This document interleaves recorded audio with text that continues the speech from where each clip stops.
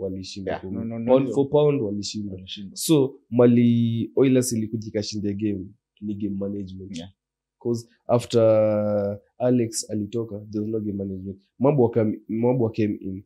But according to what I saw, from what I heard after the game, some of the non players, he was not following the script.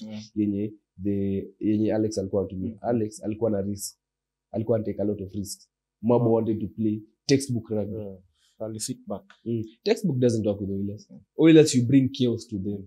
They're not used to chaos. Textbook they'll defend. Textbook wamezoea textbook. Ukiangalia them they play textbook. So ukiwapelekea textbook, ukiwatoa comfort zone kidogo, ni normal. I think wana panic in a way because angalia time Mabo waliingia, they were on the back foot when they were attacking because walikuwa wanajua boli itaanguka kwa kichwa, toka kwa kichwa inaenda kwa Hila. So utapandia kichwa, tunapigia ora, tunasumbua. Hila alikuwa anashika tu boli hivi, amekamata. That's textbook rugby. But on the first half ilikuwa inaenda huku inaenda huku inaenda huku hata ukiangalia the difference in playmaking speed. I think Alex was way much higher than Mabo. And I feel hiyo ni sub, naweza sema ni sub Nondis waliblanda because I don't know if Alex was tired. He wasn't tired.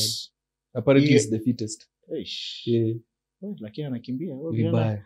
Sasa kwa ni breaks mbili. Office racks so jamaa alikuwa anakimbia. Kuna wengine ni vile tu kutinga.